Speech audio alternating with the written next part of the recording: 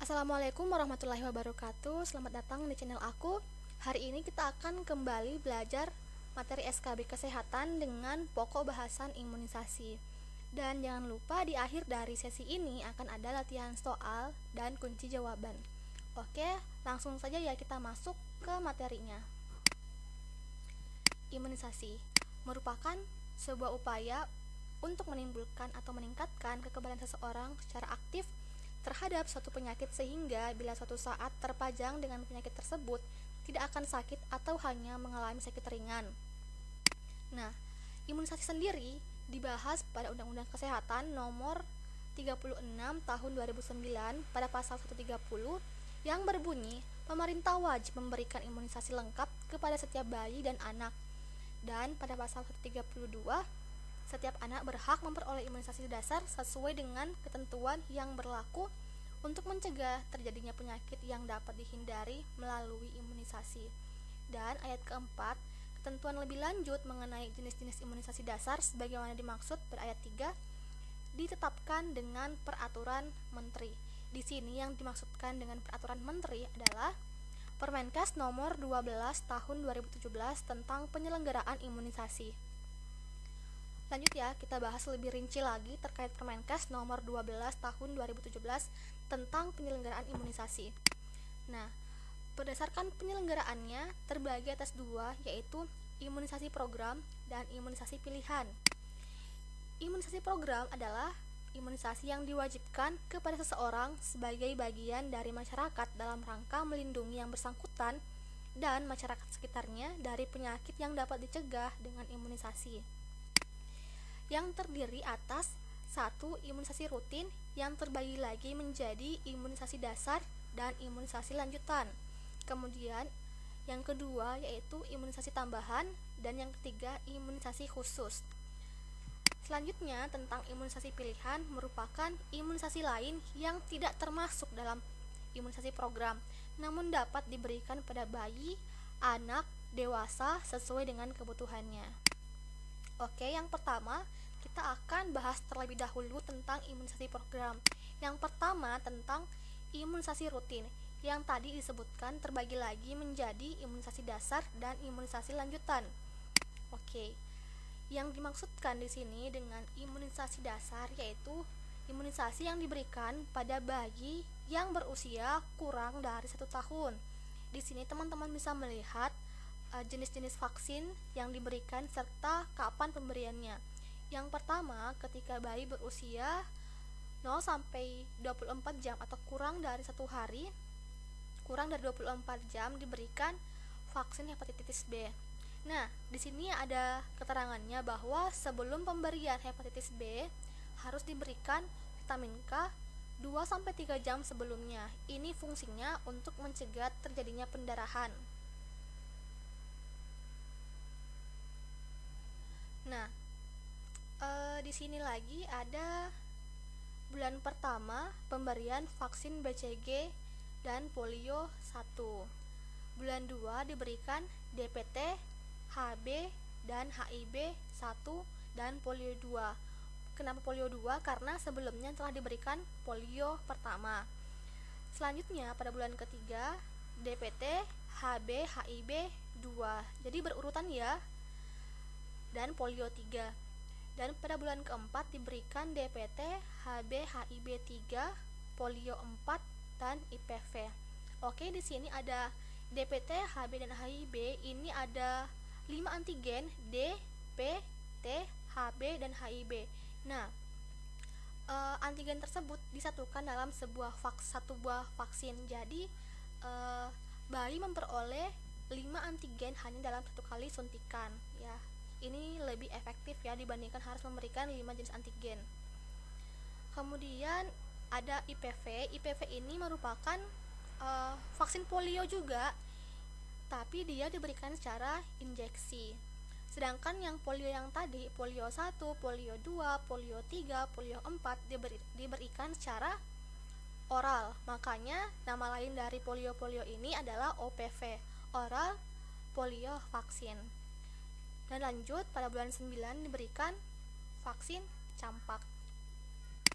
Di sini ada keterangannya, BCG itu untuk TBC, DPT untuk difteri, pertusif, tetanus. Pertusif adalah nama lain dari batuk kerjan atau batuk 100 hari. HB, hepatitis B, HIV, hemofilus, influenza tipe B. Lanjut ya. Oke. Di sini untuk imunisasi lanjutan terbagi tiga, yaitu untuk anak di bawah 2 tahun, anak usia sekolah dasar, dan untuk wanita usia subur. Yang pertama kita bahas untuk anak di bawah 2 tahun. Nah, ada 2 jenis pemberian yang diberikan pada usia 18 bulan. Ini usia minimal ya. Di sini ada keterangannya, diberikan untuk yang DPT, HB, HIV diberikan minimal 12 bulan setelah DPT, HB, HIV 3. Jadi rentangnya 12 bulan setelah ini DPT, HB, HIV 3. Kemudian untuk campak diberikan 6 bulan dari campak dosis pertama. Jadi rentang dari sini ke sini minimal 6 bulan.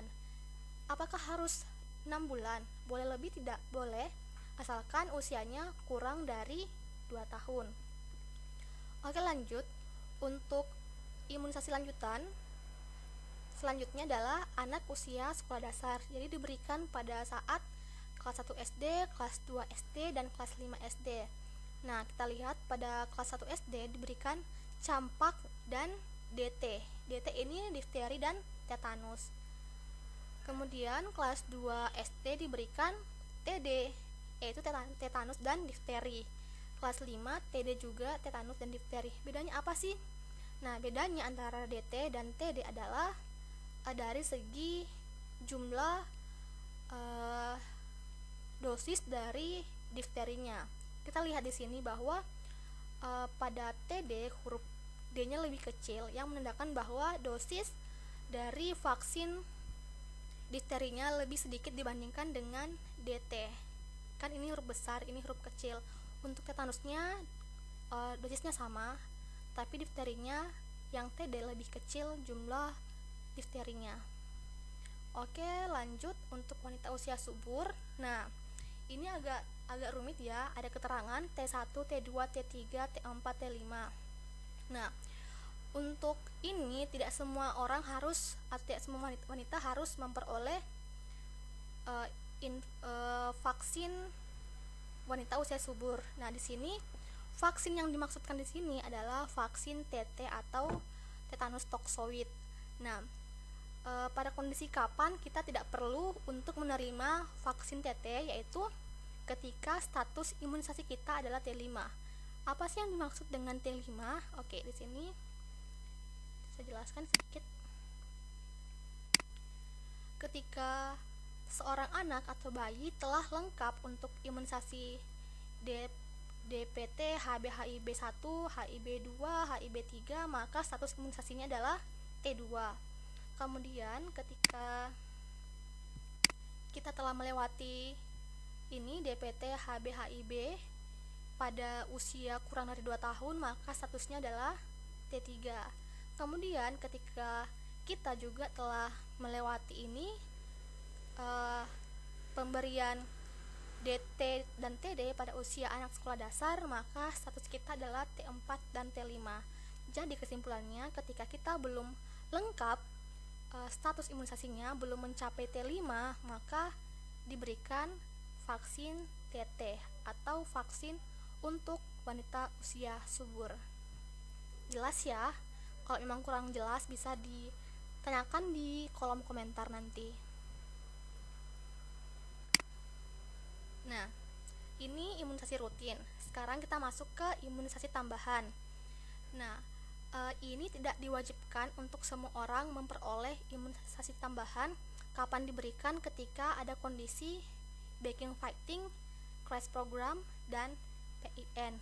Yang dimaksud dengan backing fighting adalah ketika sebuah wilayah atau desa mereka tidak mencapai UC atau unit unit child immunization. Apa yang dimaksud dengan itu? Yaitu kondisi di mana sebuah desa ada beberapa anak yang tidak memperoleh imunisasi yang lengkap. Jadi eh, secara 2 tahun berturut-turut di desa tersebut bayi-bayinya banyak yang tidak lengkap imunisasi dasarnya, sehingga dilakukan imunisasi tambahan. Kemudian untuk crash program ini yaitu kondisi di mana ketika sebuah desa tidak memenuhi uji selama 3 tahun berturut-turut, atau dalam 3 tahun itu selalu ada banyak bayi yang tidak lengkap imunisasi dasarnya. Kemudian untuk PIN, Pekan Imunisasi Nasional, ini ketika pemerintah menyarankan untuk melakukan imunisasi serentak. Misalnya kondisinya seperti sekarang yang pandemi corona, misalkan nantinya kita menemukan vaksin baru, otomatis vaksin untuk corona, otomatis seluruh rakyat Indonesia wajib untuk mendapatkan vaksin tersebut. Itu yang kita namakan dengan PIN, Pekan Imunisasi Nasional, tanpa perlu melihat apakah kita sudah lengkap imunisasi dasarnya lanjutannya. Seperti itu. Jadi imunisasi yang diwajibkan diterima kepada masyarakat ketika kondisi tertentu. Kemudian yang dimaksudkan dengan imunisasi khusus seperti meningokokus, demam kuning, atau rabies. Contohnya ketika kita ingin mengunjungi sebuah daerah yang pandemik meningokokus, seperti saat ibadah haji dan umroh, maka diberikan vaksin meningokokus. Dan begitupun dengan vaksin yang lainnya ketika kita mengunjungi sebuah daerah dengan pandemik tertentu.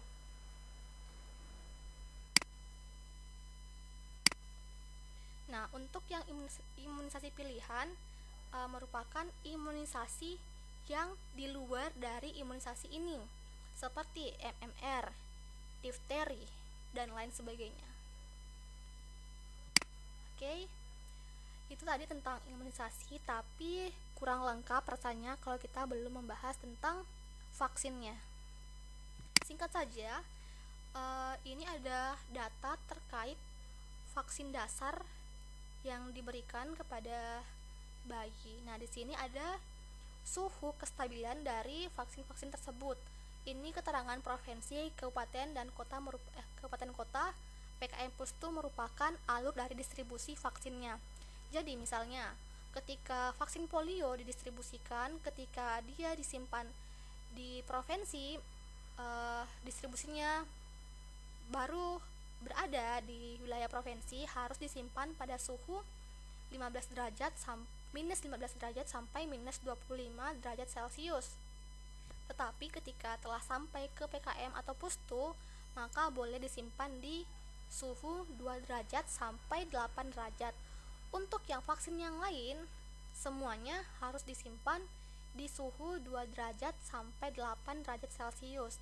Khusus untuk hepatitis B, ketika distribusinya sampai ke bidan desa, maka boleh diletakkan di suhu ruang.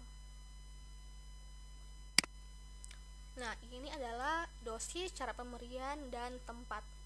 Teman-teman bisa lihat sendiri kalau masing-masing vaksin memiliki dosis sendiri dan rute pemberiannya sendiri dan tempat penyuntikannya sendiri. Oke, silakan teman-teman baca sendiri ya. Lanjut. Nah, ada masa pemakaian vaksin sisa. Di sini polio itu boleh disimpan selama 2 minggu. Makanya untuk vaksin-vaksin tersebut harus dicantumkan tanggal kapan pertama kali vaksin digunakan, biar kita bisa tahu, oh ini masih layak pakai, ini yang tidak layak pakai. Kita bisa lihat IPV 4 minggu, DT 4 minggu, TD 4 minggu, DPT HBHIB 4 minggu, BCG 3 jam, campak 6 jam. Makanya untuk BCG dan campak harus dicantumkan waktu vaksin mulai dilarutkan. Jadi ini sangat singkat untuk masa pemakaiannya. Untuk lebih jelasnya, teman-teman bisa baca sumber saya, yaitu Permenkes nomor 12 tahun 2017 tentang penyelenggaraan imunisasi. Oke, sekarang waktunya latihan soal ya. Ada kurang lebih, nggak lebih. Ada 11 nomor. Jadi teman-teman bisa menjawabnya. Ambil kertas dan pulpen, silahkan dijawab. Dan KJ-nya akan saya siapkan di bagian paling akhir dari video ini. Selamat mengerjakan.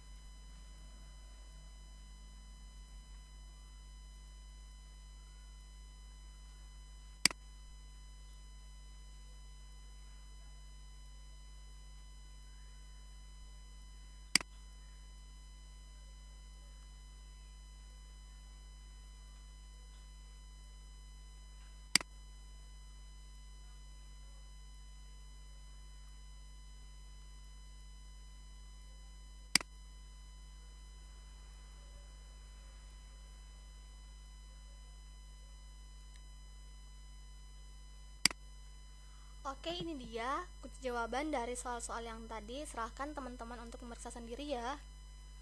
Nah, untuk materi selanjutnya, apa yang bagus untuk saya buatkan rangkumannya, teman-teman bisa untuk request di bawah. Oke, sekian. Jangan lupa like, komen, dan subscribe ya. Terima kasih.